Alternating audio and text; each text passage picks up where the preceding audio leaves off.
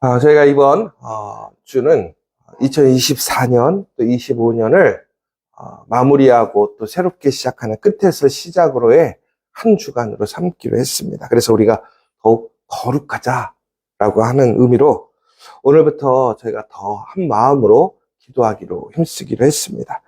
오늘 온라인에 더 많은 분들이 들어와 계시는데 아마도 아직 학교들 아이들이 다녀야 하고 또 여러 일정들이 있지만 내일부터는 더 현장으로 더 함께 온라인에 참여하지 못했던 분들도 특별히 우리 청년들 모두 다 함께 참여할 수 있도록 각 부서와 또 우리 모든 사람들이 협력해서 한 마음으로 기도할 수 있는 시간이 되었으면 좋겠습니다.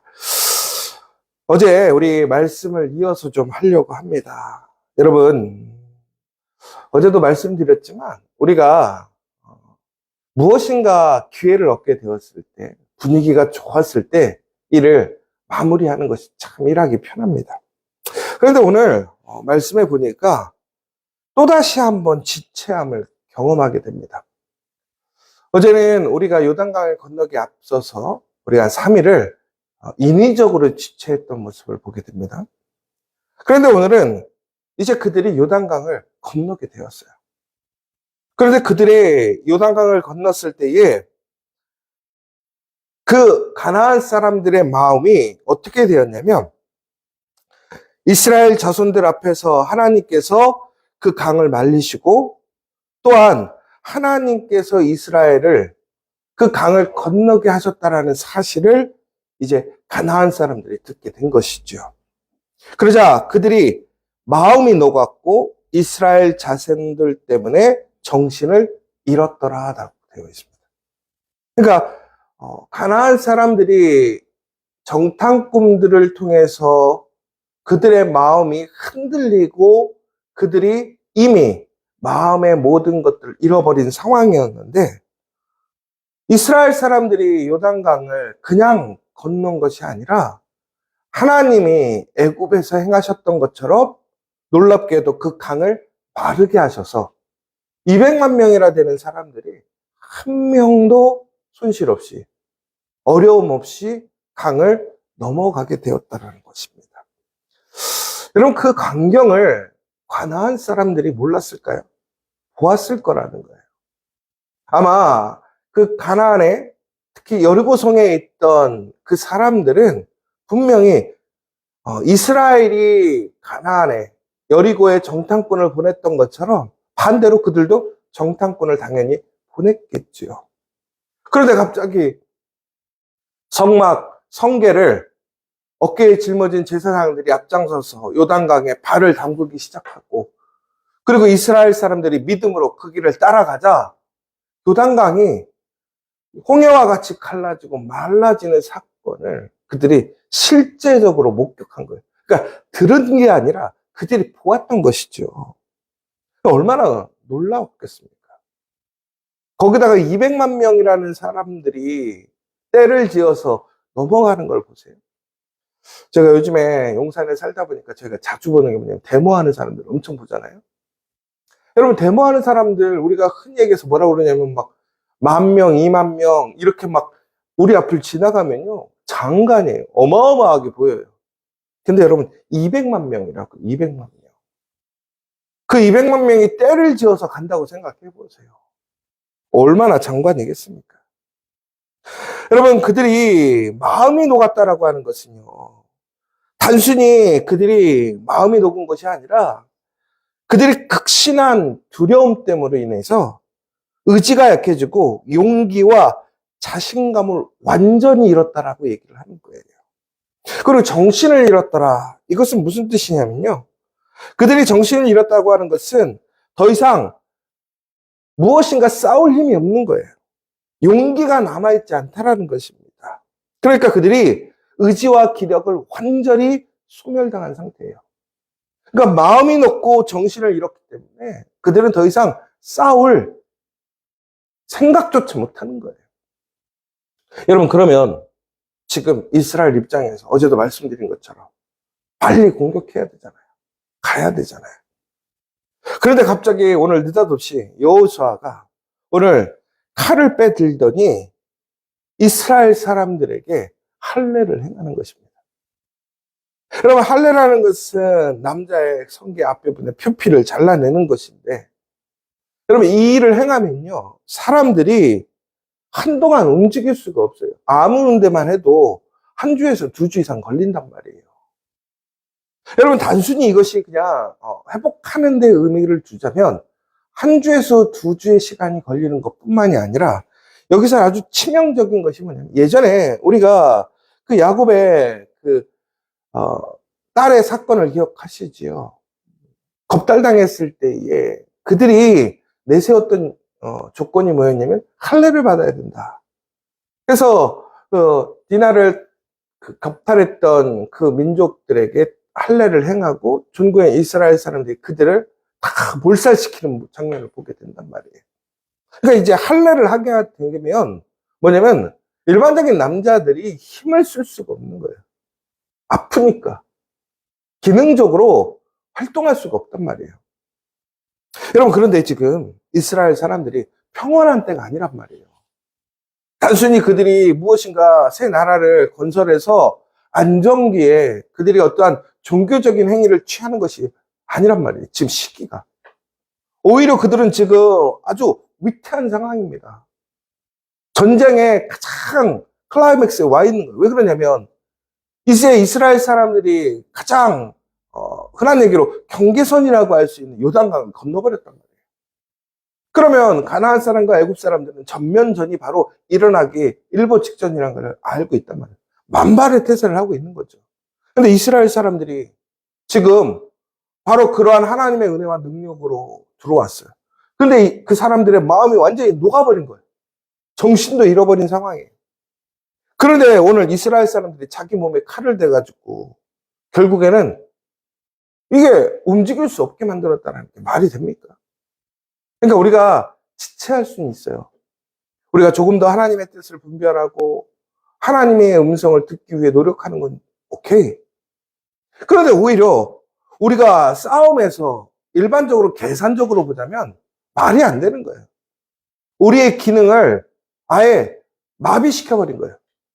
만약에 오늘 이런 상황에서 지금 여리고에서 그 사람들이, 군대들이 혹시나 나와버린다면 이스라엘 사람들 떼죽음을 당하는 거예요. 왜? 싸울 수 있는 사람이 한 명도 없으니까. 왜 그러냐면 오늘 우리가 할례를 행했다는 것이 지금 보시면 어떤 안 했던 소수의 사람들에게 할례를 행한 게 아니란 말이에요. 뭐라고 되어 있냐면 그들이 출애굽을 한 이후에 광야에 40년을 생활하는 동안 광야에서 나왔을 때, 그러니까 광야로 왔을 때 그 애굽에 원래 살고 있었던 사람들은 할례를 행했다고 되어 있어요. 그런데 지금 상황이 어떠냐면 그 사람들은 모두 다 죽었다라는 거예요. 그러니까 과거 애굽에서 할례를 받았던 모든 사람들은 지금 죽고 지금 광야에서 태어난 새로운 사람들, 그 사람들은 할례를 한 명도 하지 않았다라는 거예요. 그럼 무슨 얘기입니까? 지금 현재 이 이스라엘 사람들 중에 장성한 사람들, 아이들 포함해서 모든 남자들은 할례를 행한 사람이 한 명도 없었다라는 거예요. 여러분, 그렇다면 전쟁은 누가 해야 되는 겁니까? 여자들이 해야 되는 거예요. 그럼 여자들과 여리고에 있는 군인들이 싸우면 누가 이기겠습니까? 당연히 여리고 사람들이 이기지 않겠습니까? 그러면 오늘 아이부터 어른까지 모든 사람들이 할례를 행했다. 그럼 왜 광야에서는 할례를 행할 수 없었는가? 그들은 하루도 멈출 수 없었어요. 그들은 매일매일 하나님의 인도하신 대로 살아가야 했어요. 그러니까 할례 행할 수 있는 기한이 없었어요. 그런데 오늘 그들에게 시간이 주어진 거예요. 여러분, 그런데 오늘 이 주어진 시간에 그들이 무엇을 해야 할 시간입니까? 여러분, 우리가 정말로 삶이 분주하고 바빠서 여러분 시간이 생겼을 때 여러분들 우리 그동안 하지 못한 일들 하려고 하잖아요. 그런데 오늘 우리가 할 일이 너무 많고 또 지금 시기적으로도 우리가 어찌 보면 할례를 굳이 오늘 이때 해야 하는가라는 것을 생각해 볼 수 있더라는 거예요. 그냥 계산상으로 맞지 않더라는 거예요. 여러분, 그런데 우리가 기억해야 될 것이 있어요. 이스라엘에게는 광야의 생활은 그들에게 수치였습니다. 왜? 그들의 불순종이었기 때문에. 하나님의 은혜에 참여할 수 있는 기회를 놓쳐버렸기 때문에. 그들은 어쩔 수 없이 40년을 시간을 허비하고 정말 정처 없이 그저 맹뱅뱅 도는 그런 인생의 그런 끊임없는 어쩜 끊임없는 고생 속에 그 길을 계속 돌아가는 삶을 살았던 거죠. 얼마나 수치스럽습니까? 그런데 오늘 그 영광을 회복할 수 있는 시간이 되었어요. 시기가 되었고 또한 지금 상황도 맞아요. 그런데 오늘 그러한 수치를 회복하려고 하는 순간에 말도 안 되게 이거는 우리가 수치적으로 봤을 때 말도 안 되는 거예요. 계산적으로 보자면. 그런데 우리가 수치를 극복하려면 어떻게 해야 되느냐? 우리의 수치의 한계를 벗어나야 한다는 거예요. 이게 말이 웃긴 거죠. 여러분, 우리가 정말로 하나님 안에서 살아가다 보면, 우리가 믿음 생활을 하다 보면, 우리가 믿음의 온전한 삶을 살지 못하므로 우리가 부끄러움을 경험하거나, 혹은 우리 인생의 여러 가지 실패와 혹은 우리가 실수들을 경험하게 됩니다. 그것이 우리 안에 부끄러움으로 남아있단 말이에요. 그런데 오늘 여호수아가 그 할례를 행했던 이유가 무엇이냐면 바로 그 수치를 우리에게서 떠나가게 하기 위해서 할례를 행하자라고 얘기를 하고 있습니다. 여러분 오늘 오히려 할례를 행하면 그들이 또 다른 수치를 당하는 일이 아니겠습니까? 여리고성에서 그들이 공격한다면 그들은 수치를 당할 수밖에 없습니다. 그런데 오히려 수치를 이겨내자고 오늘 수치당할 수밖에 없는 일들을 행한다는 것이 얼마나 말이 안 되는 일이냐 이거예요. 여러분 결론적으로 이거예요. 우리가 하나님의 그런 말씀을 듣고 혹은 하나님의 그런 믿음의 삶을 살아갈 때 보면 우리는 우리의 계산과는 맞지 않는 일들을 행해야 될 때가 있어요. 현실과는 맞지 않는 일들을 행해야 될 때가 있어요. 여러분 솔직히 그렇지 않습니까? 여러분 기독교인들 특별히 우리나라 사람들 보면 전 세계적으로 보면요. 우리나라만큼 예배가 많은 나라가 이 세상에 한 군데도 없어요. 솔직히 여러분 매일 새벽 예배 드리는 민족 없어요. 우리나라밖에 없어요. 수요 예배 드리는 민족 우리나라밖에 없어요. 금요 철야 예배 드리는 민족 우리나라밖에 없어요. 여러분 우리가 그럴 수 있어요. 아니 할 일이 얼마나 많은데 얼마나 이 바쁜 시간에 아니 아침에 일어나서 시간을 쪼개서 새벽기도를 그것도 교회에 나아가서 오며 가며 정말로 많은 시간을 허비하고 현실적으로 보면 계산적으로는 틀리잖아요. 제가 여러분들에게도 계속 얘기하잖아요. 현장에서 예배드리는 거 온라인으로 예배드리는 거 온라인이 훨씬 편해요. 시간적으로는 당연히 효율성이 있어요. 현장에 나오면 많은 시간을 뺏겨요. 그리고 더 많은 시간들을 할애해야 돼요. 수치적으로 보면 합리적으로 보면 무엇이 맞습니까? 여러분 예배도 마찬가지예요. 우리가 주일날 굳이 왜 예배실에 모여서 예배를 드립니까? 요즘 방송이 얼마나 좋은 방송이 많고 좋은 설교가 많은데 집에서 드리면 되는데 합리적으로 계산적으로 신앙생활 할 수 있죠. 여러분 그런데 신앙생활은 합리적으로 하는 게 아니에요. 계산으로 하는 게 아니란 말이에요. 그 마음으로 하는 거란 말이에요. 믿음으로 하는 거란 말이에요. 오늘 놀랍게도 이스라엘 사람들은 말도 안 되는 일들을 행합니다. 왜? 그들이 어떠한 사람인가를 세우는 그 정체성을 세우는 게 더 중요하더라는 거예요. 어제도 말씀드렸지만 우리의 수치를 이겨내게 하시는 분은 하나님이지 내가 아니라는 거예요. 여러분이 열심히 노력한다고 열심히 일한다고 해서 여러분 그 수치가 혹은 여러분들의 목적이 이루어지느냐? 그렇지 않아요. 결코 그렇지 않아요. 우리가 힘써서 얻을 수 있는 부분적인 것은 있어요. 그러나 그것은 절대로 우리의 것이 되지 않습니다. 그러나 우리는 부족하고 연약하지만 하나님을 믿고 하나님의 말씀에 순종하고 하나님의 길을 따라가게 되면 그것은 중국에는 우리의 수치를 이겨내게 하고 하나님의 영광으로 참여케 하더라는 거예요. 여러분 2024년을 마무리하면서 우리 생각해 봐야 돼요. 여러분 올해 열심히 살았을 거란 말이에요. 여러분 그런데 여러분이 가지고 있는 그 수치와 그 한계를 극복해 보셨습니까? 왜 우리는 실패했을까요? 왜 우리는 수치를 계속 안고 살아갈까요? 왜 우리는 끊임없는 그 실수와 그 문제에 벗어나지 못할까요? 내 생각의 계산을 버려야 돼요. 하나님의 전적으로 의지하고 하나님 앞에 믿음에 우리의 증거가 있어야 한다는 거예요. 여러분, 할례는요, 엄밀히 보면 바로 이스라엘 사람들이 이방인과 구별된다라는 거예요. 그런데 이제 구약에서는 그런 외적인 할례가 아니라 우리의 내적인 할례를 더 강화해야 되고 그렇게 해야 한다라고 얘기하고 있습니다. 그런데 구약에선 외적인 할례만 중요했느냐? 그렇지 않습니다. 신명기를 보면 뭐라고 되어 있습니까? 우리가 마음에 믿음의 할례를 받아야 된다고 얘기하고 있어요. 그럼 결국은 무슨 얘기냐면 우리가 그리스도인으로서 분명하게 구별됨에 외적인 것과 내적인 것이 확실하게 구별돼야 한다는 거예요. 오늘 하나님께서 요구하시는 건 뭐냐면 오늘 여리고를 들어갑니다. 가나안에 들어갑니다. 하나님의 약속의 땅으로 들어갑니다. 그러나 거기서 가장 중요한 조건이 뭔지 아십니까? 바로 내가 그리스도인인가라는 거예요. 그럼 그리스도인의 그 구별됨이 뭐냐라는 거예요. 여러분, 우리 그리스도인들에게 가장 구별되는 게 무엇입니까? 예수를 믿는 거죠. 그러면 예수를 믿는다라고 하는 것은 결국 무엇이냐? 하나님을 사랑하고 이웃을 사랑하는 우리의 그 중심이 분명하게 있어야 한다는 거예요. 그럼 하나님을 사랑하는 가장 중요한 것은 뭐냐면 예배예요. 이웃을 사랑하는 것은 뭡니까? 사랑하고 섬기는 것이겠죠. 그것이 우리의 삶 속에 분명하게 드러나지 않고 구별되지 않는다면 우리는 그리스도인이 아니라는 거예요. 여러분, 그것을 위해서 우리는 어떻게 해야 됩니까? 포기해야 될 것이 있어요. 감당해야 될 것이 있어요. 근데 놀랍게도 오늘 어떻습니까? 하나님 앞에 먼저 우리의 정체성을 세웠을 때에 이스라엘 사람들은 그들의 수치를 극복하게 됩니다. 그리고 계산적으로 맞지 않는 그 수치를, 한계를 넘어가는 모습을 보게 되더라는 거예요. 여러분, 2025년 정말로 하나님의 은혜 안에 나아가고 싶습니까?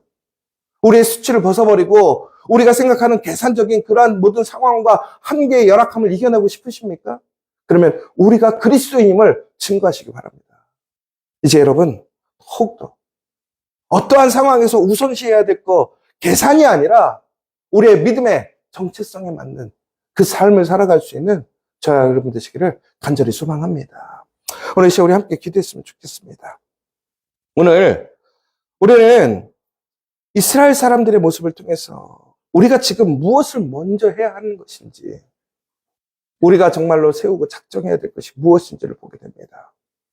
여러분, 우리가 하나님 안에서 우리가 그리스도인임을, 우리가 믿음의 사람인 것을 나타내기 위해서는 실제적으로 우리가 지체되고 혹은 위험을 무릅쓰고 혹은 나의 그러한 유익을 포기해야 되는 상황처럼 보일 수도 있습니다. 그러나 오늘 하나님께서는 수치를 우리에게서 떠나가게 하셨다고 얘기되어 있습니다. 그것을 길갈이라고 되어 있어요. 길갈이 무슨 뜻이냐? 굴러간다는 얘기예요. 수치가 굴러가서 사라졌다는 얘기입니다. 우리의 믿음이 새로워지는 순간, 내가 그리스도인임을 증거하는 그 순간, 내가 그렇게 살아가는 증거가 나타나는 순간 우리의 삶에 수치가 굴러가 버린 거예요. 여러분, 싸움을 해서 이기는 것보다 더 우선시해야 될 게 뭐냐? 내가 그리스도인임을 먼저 우리가 분명히 해야 한다는 거예요. 여러분, 2024년 내가 그렇게 살지 못했다면 이제 변해야 합니다. 우리는 내가 그리스도인임을 분명하게 우리의 외적인 모습을 통해서 또 나의 내적인 모습을 통해서 우리는 내가 그리스도인임을 확실히 보여줘야 한다는 거예요. 여러분, 오늘 우리가 그러기 위해서 무엇을 해야 할까요? 먼저 예배로 나오는 외적인 모습을 보이십시오. 그리고 더 나아가서는 우리의 믿음의 삶 가운데서 그 고백이 우리의 증거가 될 수 있도록 살아가는 저 여러분 되시기 바랍니다. 그러면 우리는 반드시 승리할 것입니다. 하나님께서 우리를 준비하신 승리를 경험하게 될 것입니다. 저는 우리 믿음의 성도들이 그 은혜를 경험하길 원합니다. 두려워하지 마십시오. 강하고 담대하게 그 믿음으로 나아갈 수 있게 해달라고 이 시간 다시 한번 기도하셨으면 좋겠고, 특별히 오늘부터 우리는 거룩한 삶을 살기로 했습니다. 한 주간 더욱더 거룩에 집중하기로 했습니다. 세상적인 것 다 끊어버리고 멀리하고 정말 철저하게 하나님 말씀에 내가 그리스도인임을 증거하고 나타낼 수 있는 일에 힘쓸 수 있는 시간 되길 원합니다. 더 나아가서 내일은 더욱더 많은 사람들이 이 자리에 함께 참여해서 예배하고 우리의 시간과 모든 것들을 우선순위를 두고 내가 그리스도인임을 나타낼 수 있는 시간 되길 원합니다. 그래서 정말로 우리가 2025년을 하나님 앞에서 준비해서 하나님께서 우리에게 주시고자 하는 그 영광에 참여할 수 있는 우리가 될 수 있도록 기도해 주시고, 마지막으로 우리 지체들 가운데 지금 육체적인 질병과 또 여러 가지 경제적인 상황과 어려움을 경험하는 우리 지체들이 있습니다. 또 여러 가지 관계와 또 문제를 안고 살아가는 우리 지체들이 있습니다. 2024년 끝나기 전에 그 모든 것을 끊어버릴 수 있도록 다시 새로워지는 한 해에는 하나님의 은혜로 그 모든 놀라운 은혜로 다시 회복되어지고 살아날 수 있도록 시간 간절히 함께 기도해 주시는 시간 되었으면 좋겠습니다. 오늘 이 시간 우리 함께 주기도문으로 예배를 마치도록 하겠습니다. 하늘에 계신 우리 아버지, 아버지의 이름을 거룩하게 하시며 아버지의 나라가 오게 하시며 아버지의 뜻이 하늘에서와 같이 땅에서도 이루어지게 하소서. 오늘 우리에게 일용할 양식을 주시고 우리가 우리에게 잘못한 사람을 용서하여 준 것 같이 우리 죄를 용서하여 주시고 우리를 시험에 빠지지 않게 하시고 악에서 구하소서. 나라와 권능과 영광이 영원히 아버지의 것입니다. 아멘.